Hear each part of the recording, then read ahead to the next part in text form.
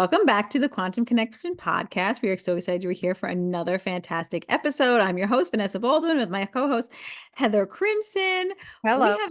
have we have an exciting topic today. We're going to talk all about fasting. We're going to talk about the dangers and the benefits, right? Because there's always fasting is a stressor to our body. So there's always a positive and a negative to it, right? And it depending on where your body's at, whether or not it can be too stressful or whether or not it can be really a good thing. So I think it's really fun to have talk about this and talk about the nuances of this topic a little bit. And we also want to remind you to, check us out on YouTube if you like as well. My YouTube channel is Bright Light Wellness and Heather's is Enlightened Mood. And if you're enjoying the podcast, we'd love it if you would rate and review. Written reviews really help the podcast grow. So we'd really appreciate it if you write us one. And yeah, I'm excited to talk about fasting with you, Heather. Absolutely. Yes, leave us up to a 5-star review, everyone. We would greatly appreciate it. So if you find any of this information useful. So just to start us off, Vanessa, fasting is kind of a dirty word sometimes, right? Like, oh, why would you purposely deprive yourself of food? Like, who would do that? Isn't that seem like punishment or deprivation or actually literally dangerous? But the truth is that fasting in various forms therapeutically has existed since time immemorial, right? Since healthcare started and has been used by some of the legendary, or of antiquity, the doctors or whatever you call them before, healers, they would use fasting. And so they knew that giving the body a rest from having to process food, especially if you have some kind of issues going on, the body's already all of its resources are being used up in other ways to fight off infection or disease or what have you, that fasting can really be helpful. But now that we have a lot more science around it and a lot more, and plus our modern day lifestyle could also come into play here. And certainly the information that we've had about mitochondrial function and hormones and all those things have added into our knowledge base. So we're going to give you sort of the updated version about fasting. And just to kind of also put this in there, Vanessa, that it's not medical advice. Like, we are not saying you should go out and try any of this stuff. You need to consult with whomever your healthcare provider is, a coach, a doctor, any person who's the one who's guiding you, because we're not doing that here. We're just giving you information. This is really for information and entertainment purposes only. Yes, 100%. Please always consult your medical, professionals or your coaches, health coaches, or whether or not, what you're going to do. And really, we're going to talk about fasting and how to do it. And also, it's not something you should definitely not jump into. Like, don't be like, don't listen to this podcast and be like, oh, they said fasting has benefits. I'm going to go do a 3-day water fast. Please don't do that. That's really a bad idea, actually, because your body really has to adapt to these changes. And it really depends on your metabolic flexibility and what you've been consuming recently and, all the things. So don't do that. But yeah, I think it's funny to talk about what the word breakfast actually means. Yeah. You know what it actually means, break fast? Like, that's the term that it means. It's actually to break your fast, right? And no So one that, thinks of it like that. no, but that's the word. That's what I mean, break fast. So that actually means that at night, what should you be doing? Fasting. You should be fasting. You shouldn't be eating. So like normal fasting, which is not really fasting, but like normal like eating patterns are, we don't eat at night and we break our fast in the morning. That's just like normal eating patterns. That's the way we should be eating. So we're not meant to eat at night, late into the night, in the middle of the night. And these things can be really harmful to your health, actually. So definitely not something we recommend. But yeah, it means to break the fast from the overnight of fasting that you had. That's your breakfast is for, right? Well, I think that's one of the hardest things, Vanessa, because when we're coming from a circadian health perspective, it really means not eating after sunset. And for most people, Mhm. this is going to be very challenging and difficult and kind of also antisocial in the sense that, well, that's the time I have with my family. I mean, hopefully people are sitting down and actually eating with other people in a calm manner. But, in a lot of countries, I always wonder, like in Spain or even in Mexico, they're eating really late at 10 or 11. And I'm thinking, good grief, how do these people actually digest their food and how do they sleep well? And what's that all about? So I'm not saying that people need to, cultures need to change. I'm just saying that if you really want to harmonize with your body's rhythms and have a healthy circadian function, when we say nighttime, we are literally meaning after dark. Now, that's maybe not for everyone, but it certainly has worked the best for me. Oh yeah, 100%. I don't eat after sunset, you know. And of course, there's a seasonality rhythm to that, right? So in wintertime, my fasting window is a lot longer because it gets dark here like 4 o'clock, sometimes 3:30 where I live. So yeah, I don't eat after sunset, and then it's a much longer fasting window, right? And then in summertime, there's definitely a little bit more leeway to that. But actually, it's been really helpful for my digestion, my overall sleep, all the things. Like I just feel so much better when I don't eat late into the night. So, and the rare occasion that I do, because I'm a normal human being, that of course, I mean, we'll have some flexibility with things, right? I don't feel as good, so I tend not to do it, so it's a rare thing that I do 100%. But Well, and what's the cause of that? What happens if you eat too late? People might be wondering, what is the big deal? Like, how does it even matter? Well, when it's mhm, dark, then the absence of light, because ideally you're blocking artificial light at night. You're not getting all these awful LED, it's like a white hued, all blue light dominant, even though it doesn't look blue, it is. It's white, blue, and that comes into your eyes and it signals to your brain and body that it's daytime, right? mhm, So you're not gonna have the upregulation of melatonin that you need. So mhm. everything gets all mixed up and confused. And then when you eat, it's signaling to your body that, oh, it's daytime because we're eating. Like the body doesn't know what's going on. And then your body is trying to digest food even when it's not able to do that effectively, because that's not where its main focus wants to be. So then you're not going to be performing autophagy and apoptosis effectively because the energy is going somewhere else. Right, because that's not what your body's supposed to be doing at that time. The body's supposed to be repairing, regenerating, all those things like the autophagy and apoptosis. But now we fed it, so now it's got to work on digestion and all those other things. So it's doing the wrong thing at the wrong time, and then your body's like in haywire mode. And actually, even eating, obviously, eating after night is going to raise cortisol, and when you raise cortisol, you suppress melatonin every time. So I mean, it's less going, it's if you're eating carbohydrates, it's especially going to raise cortisol. If you're eating something that's more of a fat and protein, that's going to be less of an effect. But I still think then you have the body has to process and digest those foods, and that's still interfering with that whole rest and repair situation that's supposed to happen at night. So definitely if you're eating carbohydrates at night, that is going to absolutely spike the cortisol even further and suppress the melatonin. Because they're opposing hormones. So anytime you spike cortisol from artificial blue light, from eating at night, this is going to suppress melatonin levels.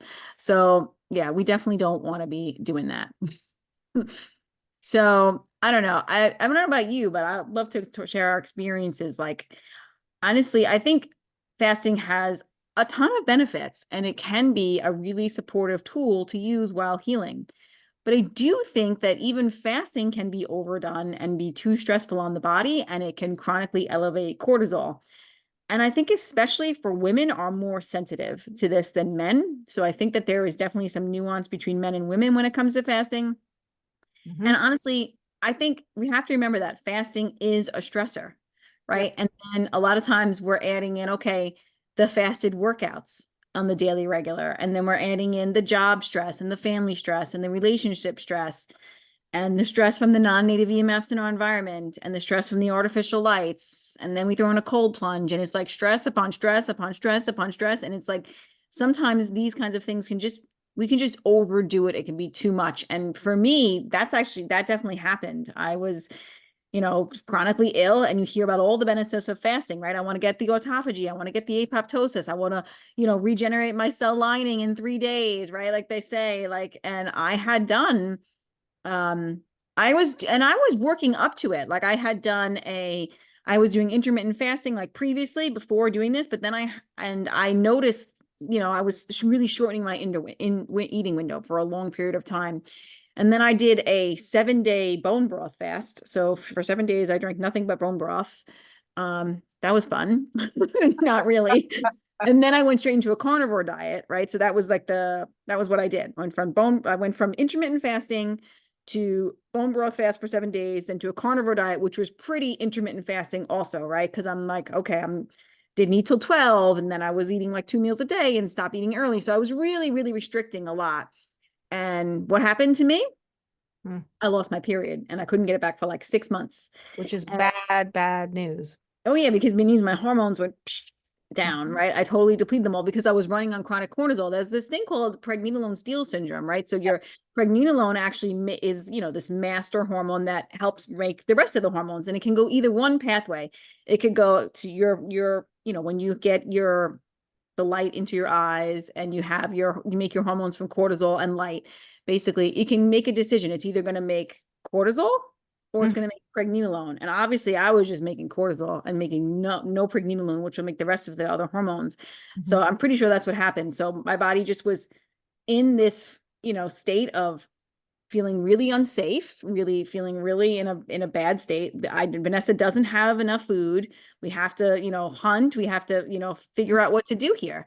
So I think that's pretty much what happened. And Because the I don't body's think smart. It doesn't make mistakes. It's like we don't have these enough safety to procreate right now. All of our resources, all that pregnenolone is going to be turned into stress hormones to yep. manage the stress. We don't have the capacity right now to procreate. We're not going to convert the pregnenolone into the sex hormones. It's going into become stress hormones. So that's the problem. And I just want to add in here, as far as stress goes, Vanessa, that there's a huge, huge psychological component to fasting, because I think some people start to get, they start to get a little, well, this is speaking for myself, really, it's a psychological thing. If you are Mm, thinking this is going to be hard, oh my gosh, what am I going to do? mm, How am I going to feel? Right. It's a lot of mental stuff mhm. sometimes for people who might have even issues with food and eating, like I have, and still have some that I'm working through. It's from trauma and whatnot. So it's like there's the additional layer of the mental stress and the mindset that really can exacerbate the whatever your physiological, because there's this interplay right between your thoughts and then the emotions and the feelings come, the sensations in your body, and then you're hungry and then you're freaking out about it. So all of that kind of compounds upon those who are these sort of biohackers who are doing the cold plunging, and then they're doing the sauna, and they're doing all the exercising and whatnot. So you got stressor upon stressor, like you said, which is Mhm. really going to counter act, or what's the right word I'm looking for? It's kind of like, Yeah. what's the point? You're fasting for health, but now you have all these stressors, right? It's not really working. It's backfiring.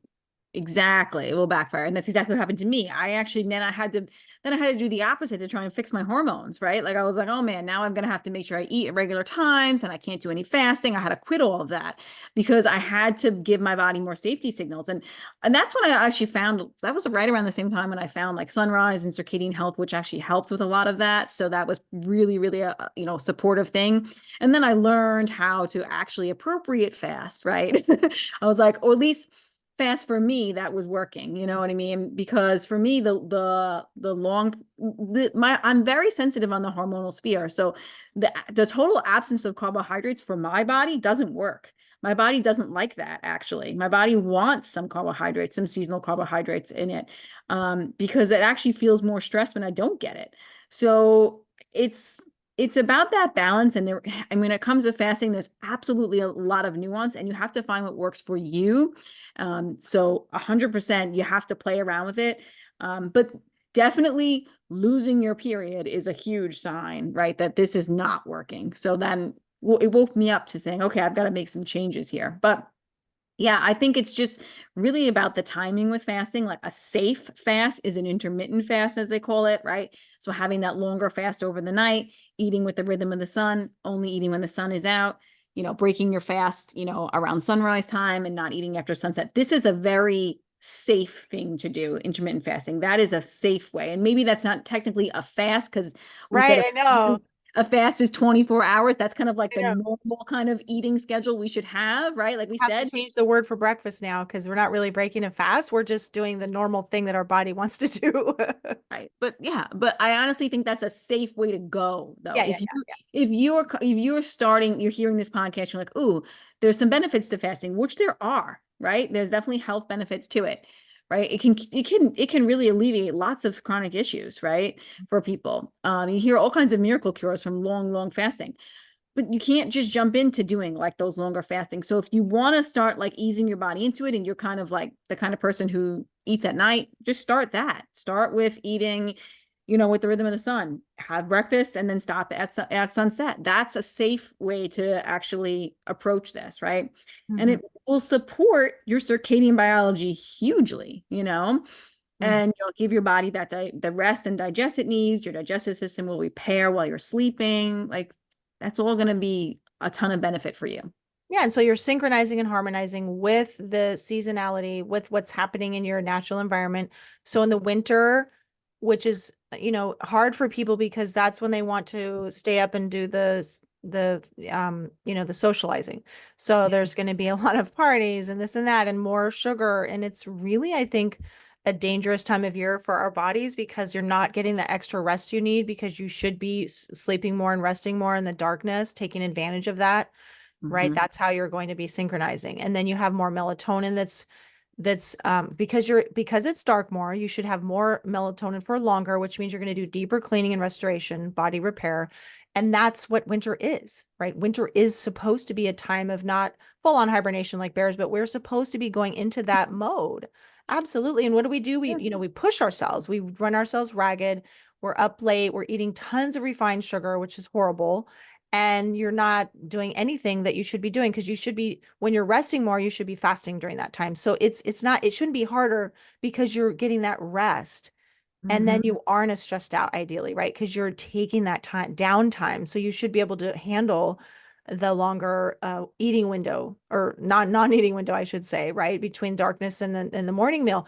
But we're doing the opposite, and I think this is one of the hardest things for people, Vanessa, because it's like, well, how am I'm not going to miss out on all the things. It's not that you have to miss out on all the things, but just kind of know your body and really sense into what your body needs, and don't try to push it beyond what it's actually telling you. Because I truly believe, I've been doing the circadian for 7 years now, circadian lifestyle. My body will tell me, time for bed, Heather. No, you're not going Yeah. to stay up and pay another bill or do anything. You're going to go put yourself in bed and you're not eating. It tells you. Yeah, 100. It definitely does. It definitely does. The body is wise and will let you know what it needs, and we just have to listen to its cues. But yeah, I know I tend to look at like, well, when I first learned about circadian biology, I was like, oh, summertime is the time to heal, right? Because I've got all this light, I've got all the sunlight, right? And we have a good podcast about winter being how to use winter as a healing modality or healing season or something. But winter is really a really great time to heal also, because if you honor all the darkness, you will make more melatonin and you will get more autophagy and apoptosis, and you honor the resting cycle. Really, like, winter is also supposed to be more of a resting phase. And we make it stressful with the holidays and the go go go and the this and the that and that party. Like, we make it more stressful, but honestly, that's not what winter is supposed to be. Winter is supposed to be rest, slow down time, repair mode, restorative, like all of that. And not, our modern society just doesn't honor any of that seasonality that we have. So yeah, naturally, like we said before, your fasting window would be longer in the winter just due to the less light, and you would have more repair in the winter, right? So that would naturally happen, you know? In summertime, you get to take advantage of the longer light window, the longer days, and then there's more UVB light, depending on where you live, the degree of it. Then you can afford to eat more carbohydrates because that'll help process the deuterium in the foods that are carbs, and you have more energy, and you get more energy from the sunlight because you're usually out more skin exposed, right? Hmm. And you can eat a little bit later because the sun is shining later and it doesn't set as early. So that's really kind of fun, actually. That's when you need to be, Yeah. right? Yeah, doing your Yeah. gardening. Yeah, no, it is fun. Summertime is more fun when you live a circadian biology lifestyle. Let's just be honest, right? Because you're outside in the sunshine more, you're grounding, you're getting all the electrons from the earthing, and you're getting all the electrons from the Sunbathing. sun. Yeah, you're sunbathing all the time. There's all these yummy, juicy fruits around. It's like, ooh, it's like a party. And yeah, and your body can handle those things because that's when we're supposed to eat them. The liver, the sunlight will deplete the glucose from the liver, deplete the deuterium levels in those fruits, and the UVB light will remind the body of the different beneficial bacteria that the gut microbiome needs to make, so to help process all of that. So there's many reasons why we're able to process those more carbohydrates in the summertime. Um, and honestly, that's when your cortisol really should be higher, right? We've talked about this. Cortisol should be higher in the summertime than it is in the winter. Winter is more melatonin, summer is going to be more cortisol, right? Because that's just natural. Because the blue light is what determines the cortisol, right? So the stronger blue light, the more cortisol your body is going to make, which again, is not bad. Cortisol is not bad. It's only bad when it's dysregulated or when we're activating it at the wrong time. So cortisol is actually really good for us. It helps us have energy. It helps us have better cognition. It helps us, get up and go and, you know, just have energy to flow through our day. So actually cortisol is good. It's just when it becomes dysregulated is when it becomes a problem for us. Mhm. Mhm. Yeah. So chronic So stress leads to dysregulated cortisol. Artificial blue light can lead to dysregulated cortisol. Lots of things can lead to it. And what are the signs of it and symptoms, right? When you have rapid weight gain, like in your face, chest and abdomen, especially, mhm. flushed and round face, high blood pressure, osteoporosis, skin changes, like with bruising and purple stretch marks, muscle weakness, mood swings, like especially, irritability, anxiety and depression, and then increased thirst and in having to go to the bathroom or more urination. Yeah.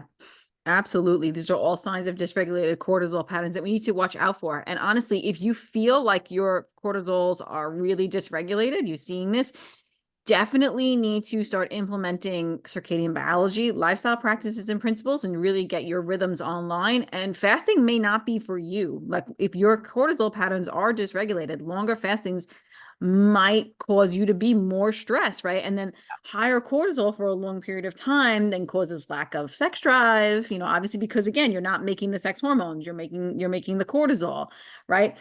Periods can become irregular, less frequent, and stop altogether, like what happened to me. So, this is what we have to watch out for. So if you're having these signs of dysregulated cortisol, we want to definitely be aware that maybe fasting is not for you and you have some other things to do first, like getting that morning sunlight in your eyes, which will help regulate cortisol, and being outside in the sunlight throughout the day and blocking the artificial light at night. All of these things that we've said before, these will all really support cortisol levels. And then trying to do things to reduce your stress, whatever that is that works for you. Again, this is nuance and you have to figure out what works for you, whether it's laying in the sun or getting in some more grounding or doing a meditation or singing or dancing or EFT tapping or seeing a therapist, whatever helps you, regulate these bring down your stress level and bring down your cortisol level. You have to kind of figure that out for you, but it's definitely important to support it if you're seeing these, the signs for sure. Mhm. Yep. And so we have the stress hormones, and then we also have the other sexual hormones, right? And then the thyroid hormones, and there can be those can create metabolic disorders and hormonal imbalances. So those can manifest as slow heartbeat, rapid heartbeat, also unexpected weight Hypo. gain, right? Fatigue, diarrhea, constipation, numbness or tingling in your hands, higher than normal blood cholesterol levels. I've had that before. Mhm. Depression, anxiety, being unable to tolerate cold temperatures or warm. That's pretty common. I had that. I had a terrible, terrible time most of my menstruating years with just feeling really cold, cold hands and feet, cold hands and feet. I don't have that anymore, but that was awful. Dry skin, hair, thin, warm, moist skin, or skin tags, irregular body fat distribution, darkened skin in the armpits or on the back or sides of your neck, and extreme thirst, and also frequent urination. Yeah. So these are all the thyroids, right? It's whether the body's going hyper or hypothyroidism, right? So the hyperthyroidism is the rapid heartbeat and the hypo is the slow heartbeat, excuse me. The weight gain is the hypothyroid and the weight loss is the hyperthyroid, right? So the constipation is the hypothyroid. So these are, you can see the body is trying to regulate. So I have Hashimoto's. So for me, the body will, I mean, maybe I do, maybe I don't. I don't know. I haven't had my thyroid tested in a long time. I probably should. But I don't really want to associate myself with diagnoses, but that I've been labeled as that, right? Yeah. So Yep. but the body with Hashimoto's, it does this annoying thing because it's an autoimmune condition where it kind of like goes back and forth, right? It's like one day you feel hyper and one day you feel hypo because the body is like trying to find that balance. So I've definitely experienced many of these and still working on some, honestly, to kind of get my thyroid back to where it belongs. But yeah, I've been able to avoid medications for now at least. And yeah, it's definitely, if you're seeing a thyroid issue again, I would be cautious on fasting if you're a woman, especially, or even a male, because we can down regulate the metabolism and the thyroid and all the things by calorie restricting, chronic fasting, even for some, not having carbohydrates, for a long period of time. All of these things can downregulate the body's metabolism, then everything's working slower to more Mhm. towards the hypothyroidism. So we do have to be kind of careful. So it's very nuanced, all of this, really, this fasting conversation. It's very, very nuanced and Right. very individualized, of what people are able to tolerate and handle. And you really have to get to know your body before you make any decisions on this. That's why if you're going to do anything outside of just not eating after dark until breakfast, you should be working with somebody because it's, especially if you have a complicated health picture or longstanding chronic issues, you just don't want to jump into this. So it's important to educate yourself, and have an expert guiding you. I did read the entire book by Dr. Jason Fung, Fung, and I have to just give kudos to him because an MD who, well, his specialty is nephrology, and so working with people with kidney issues, then he went into Mm, diabetes and obesity and whatnot. He does a fabulous job. Of course, he got a lot of crap from the centralized medicine and allopathic medicine because, right, this is free. Fasting is free. It's not, it costs you literally nothing. And there's no pills required. And so he got a lot of heat for it, but his book is really good. I forget what's called, The Complete Guide to Fasting, I think it's called. Dr. Jason Fung. If you want to read more about it, I do recommend that book because it's just really well done and he knows what he's doing. It's not circadian. I have to say he has one paragraph in there about circadian. That's okay, because that's not his background, but it will help you insofar as understanding some of the things we've been talking about, like hormonally regarding fasting, and then he just breaks it all down in some other biochemical terms. But there's some really good resources out there. But we're just going to give you some general guidelines, some general fasting tips for those who want to start off gently and mhm, very, cautiously. We would mhm, say, as we've been saying throughout this podcast, Vanessa and I, is you want to turn it around. Most people, like Vanessa said, want to skip breakfast. And that's really, if you have health issues, that's really risky because mhm, you need to signal daylight to your body and eat within an hour of sunrise, and especially a decent amount of animal protein, not powder. So real food. And that helps set your circadian rhythm. It helps to get your leptin regulated and balanced. And so you want to be doing that. So the ideal starting place is to stop eating after sunset or at least 4 hours before bed, which, and again, like I was saying earlier on the podcast, it's sometimes psychologically harder to do that than physiologically. Your body will probably be fine with it, right?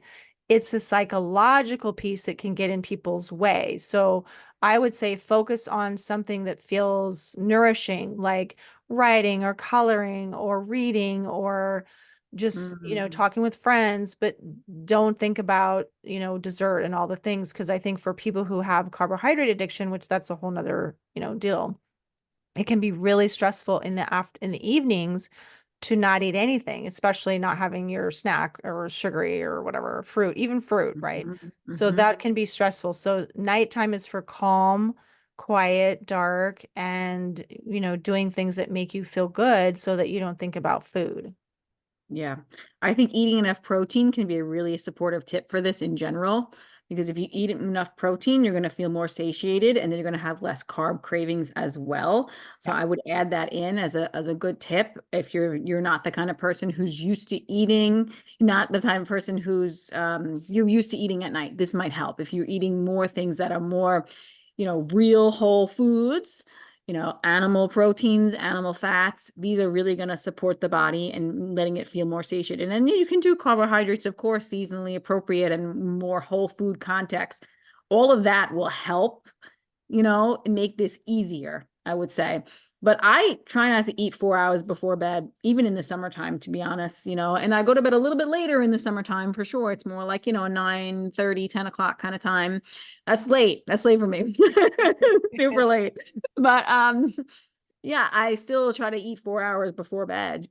So I try not to eat. I give my body at least that 4 hours of time. So again, that's where the body can really have that time to, digest its food, be done with that, and then repairing overnight, and eating the breakfast around sunrise time. That's so important for because food is another Zeitgeber. Food is another timekeeper, right? It's a secondary one. Light is number one, but food is a secondary one.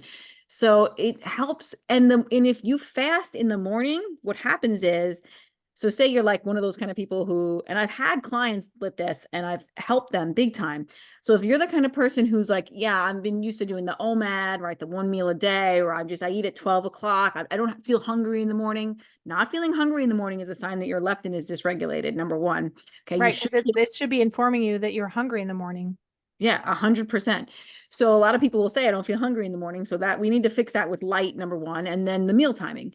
So then what I was going to say is, if you skip breakfast, what happens is the adrenals are going to pump out an excess amount of cortisol again because they are stressed and they feel like, oh my God, there is no food around. Why didn't Vanessa eat? She must need more energy to go hunt for the lion that she's supposed to eat or whatever. Not really a lion, but she's supposed to, that's what cortisol's job is. It's going to help you find food if you were in food scarcity. So if you especially chronically do that, you are down regulating your metabolism and down regulating your leptin again, but you're also then stressing your body, and the adrenals are sending out more cortisol, more cortisol, more cortisol, right? So we don't really want to be doing this, especially on a regular basis. It's better to give your body that safety signal of that food in the morning. I always recommend a protein and fat breakfast in the morning. That is really the best way to go, because again, the carbohydrates early in the morning can also be taxing on the adrenals and stress them out because your body can't really process that right at that time. So yeah, Mhm.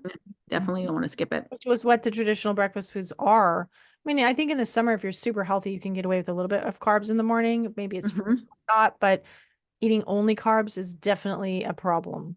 Yeah. And Mhm. always protein before carbs, Mhm. proteins and fats before carbs. So your body will better digest the carbs if you've already eaten some proteins and fats, and then your body will be able to handle that better. But carbohydrates on their own, that will really spike things. You spike your cortisol really high.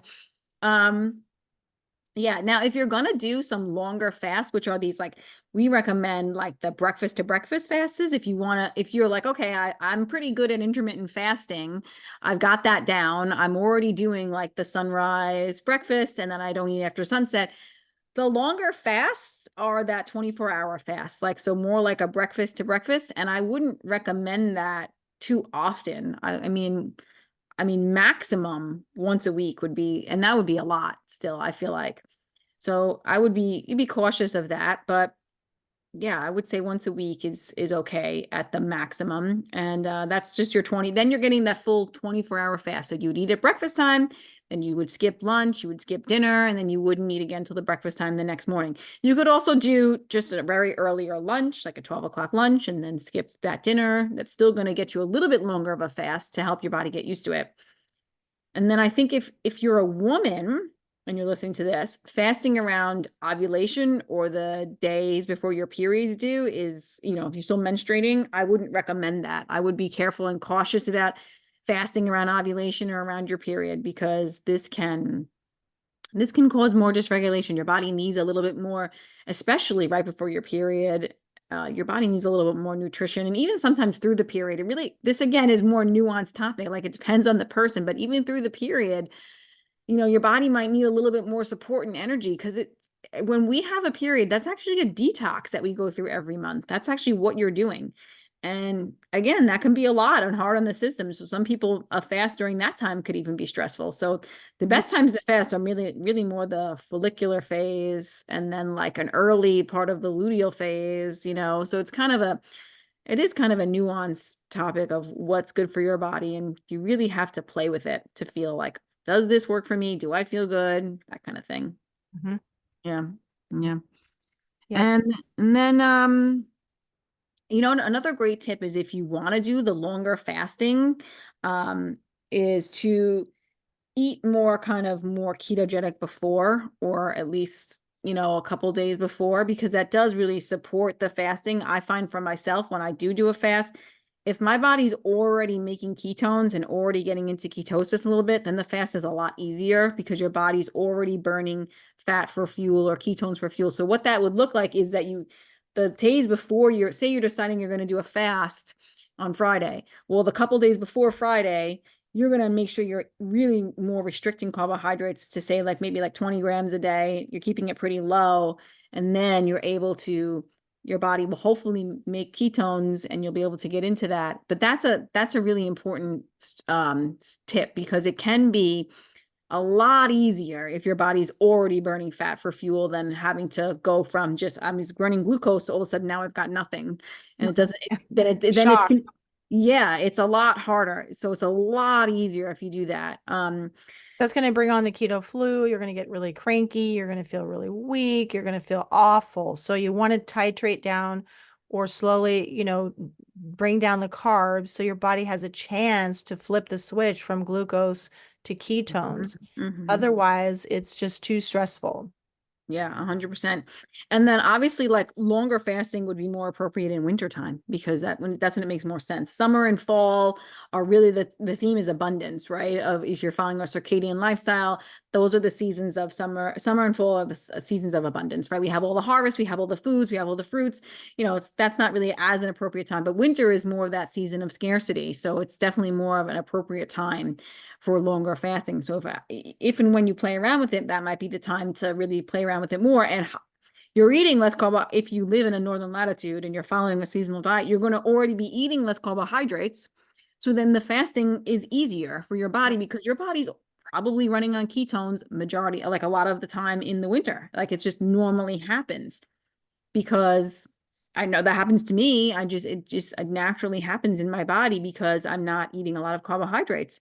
This is not really available. In the winter, there's really basically nothing here. It's basically meat and eggs and raw dairy and a couple of tubers here and there that you know what I mean? It's very limited. So Well, and the dairy is kind of like I would say, how do I, not a luxury, but a bonus, because in the yeah, olden days, the animals, they're not milking in the winters. So this is true. that's a modern thing. So luckily we have really high quality dairy in the winter, but normally that wouldn't be the case, right? Yeah, some people who eat seasonal will say that you shouldn't even have dairy in the winter Mhm. because it doesn't actually make sense, really. Yeah. I don't Yeah. take it that far, but I know. Well, that's like pretty hardcore, I have to it say. is hardcore. Like, so then for me, it would just literally be carnivore and meat. And then like a couple tubers here and there. Squash that you can Yeah, so in a squash, yeah, it would be pretty limited though. I I know. like I like a little raw dairy because I feel like it's really good for the digestive enzymes in there, and I Mhm. don't know, I feel better with it, so that's why I keep it in my diet too. So again, it's listening to your body and knowing what works for you is really important as well, Yeah. you know. Um, So what do and you do at the end of this non-eating window is you do need to break your fast with a really good meal. Some people, depending on how long you've been Mhm. fasting, you start off with a little bit of meat. You want to take it easy. You don't want to just gorge yourself because you have to help your stomach wake up and get everything back online and make sure your digestive juices are flowing. So then you do want to eat a hearty meal though, because you want to Mhm. tell your body now, the fast is over. We were hunting, so to speak. We have a kill, and now we're going to really replenish, right? So that's actually what contributes to metabolic flexibility is you can tolerate not eating for a little while, and then you can have a good meal and do just fine with it. You should be able to have that kind of metabolic flexibility. Yes, absolutely. You have to refuel appropriately. I feel like some people don't do this. So what happens is, yes, I love that way you ease it into it. Like some people ease in with bone broth, some people like bone broth and butter, or like some like scrambled eggs or something. But say you've done like a 3-day fast, say you were ready for that, and then that's 3 days you didn't eat. You need to actually like eat some food, like, like remind your body needs nutrients like that it's been deprived of for a couple of days, right? So yeah, you've got to really, really eat. And I think some people just like they go back to eating like they're regular, and it's like they didn't give their body, they didn't replenish, right? So we definitely want to do that. Mhm. And then like, if you're doing a fast and you really want to get into autophagy and apoptosis and all the things, you have to block artificial light, especially at night. Because I'll never forget it when I was doing carnivore and I was like testing my ketones, my blood sugar, and be like at night, I'd be like, why is my blood sugar so high? Well, because I wasn't blocking artificial light at night. So this is a problem, and then you're not going to get that autophagy and apoptosis and that cellular repair. And you're putting in all this hard work to fast, and then you're totally missing that point. It's really important. Like, be off the tech. If you're doing a fast, be off the technology, stay away from that. Keep it super low stress, and artificial light is a stressor and it raises our cortisol and our blood sugar. So keep it really, really low stress, really, you're already putting your body in a stressful situation by doing a longer fast. So then you need to be as restorative as you can. I don't know, lay in the grass for the day. I don't know. Well, that's a good idea. Actually, you should be doing a Yeah. lot of grounding, Oh yeah, getting tons of it. plenty of rest, take a nap if you need to, make sure Mhm. that you've planned it out so there's nothing stressful that's going to be happening or you're not extra demands on your body. Some people do fast when they're traveling, for example, because it Mhm. is harder on your, it's so stressful to travel for your body and then you're not trying to digest food. My health isn't quite as robust to be able to do that. Maybe in the future I'd like to be able to do that because it'd be so much easier because let's be honest, the food in the airports is disgusting. It's hard to find anything decent. And otherwise you have to lug a whole case just for your food with you. So it'd be great to fast, but you have to really think about what are you going to be doing, what's going to be coming up in your life. And I like to actually plan it out. Like this would be a great time for me to do like a 3-day water fast, or I've done raw milk fast. Like there's different variations of fast. I mean, it's not a true Mhm. fast. A water fast is a true fast. And then there's some people who do like no water, which I think Dry that freaks fast. me out. A dry fast. And that's Yes. really only people do that for 2 days because that's a like really kind of more intense. I've never even thought about doing that, but Mm. you want to really plan it out so that you can actually just down, like everything is kind of your whole stress levels down. You're having a chance to kind of be calm. And this may not be possible for you, right? It may not be realistic that you're just going to carve out this time and have the luxury of doing that, but there's ways to make things happen if your health is such that you realize that your body could need that rest. Because if you have a lot of gut issues, it can be very helpful to give your gut a rest. Once a Mhm. month, do a 24-hour fast or maybe two. It can be so helpful to just get that inflammation down if your gut gets irritated by a lot of things because you have irritable bowel or you have, you react to everything. That's when I think people can benefit a little more from having a water fast or a raw milk fast or whatever you want to call it, a bone broth fast, Mhm. whatever it is that resonate with. So Yeah. that's what I would recommend for people to do because it's just otherwise, with your mitochondrial function, you're not going to be able to create the energy you need to be able to sustain yourself and you kind of can crash if your hormones are too out of balance, right? So you have to start slowly and really help your body to get energy other ways by like earthing and grounding, by gentle walking, by, whatever it is you need to do to get that energy so your body has the energy it needs to work by getting sunlight. So, so Mhm. important. Yeah, because your body can make energy from other ways besides food. Like you were Yes, just saying, exactly. Heather, Right. sunlight, earthing, and movement are all other ways that your body can actually make energy. Yeah. Definitely don't go for like a fasted run though. Like when you're on a fast, like don't do that. Like that's not what I mean. But gentle movement, like Heather said, getting in that earthing and that sunlight can actually make a huge difference. And I love the idea of a raw milk fast. These are cool ideas. Like, I've done water fasting. I've done a few days of water fasting. I've never done a dry fast. That does freak me out a little bit because I don't know. I'm thirsty. So then I don't know. I don't want to always just totally diminish all my body's like natural cues, I guess.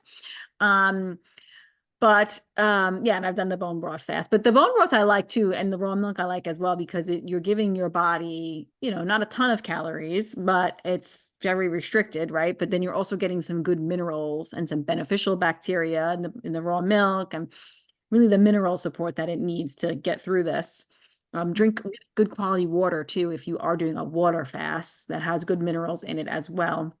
And I would say also, like, maybe you plan a fast. You're like, all right, I've been doing this, I've been doing this circadian lifestyle. I've been doing all the things. I've been doing, I tried a couple 24-hour fasts and they went really well. And you're like, I'm ready for a 3-day fast. And you plan it all out and you're like, and then all of a sudden, like something comes up that's super stressful. We'll skip it. Or if you're in the middle of your fast, right, and a stressful situation comes up, well, then maybe you should stop the fast. It's okay. Or if you notice symptoms like you're super dizzy, or you're, you know what I mean? Like this means you're like, because my blood sugar can get really low sometimes when I've Mm, done fasting, and the signs of that are like feeling really dizzy for me sometimes. I mean, that's not so much as more dizzy. I haven't had that in a long time, but it used to happen a lot. mm, So you have to be aware.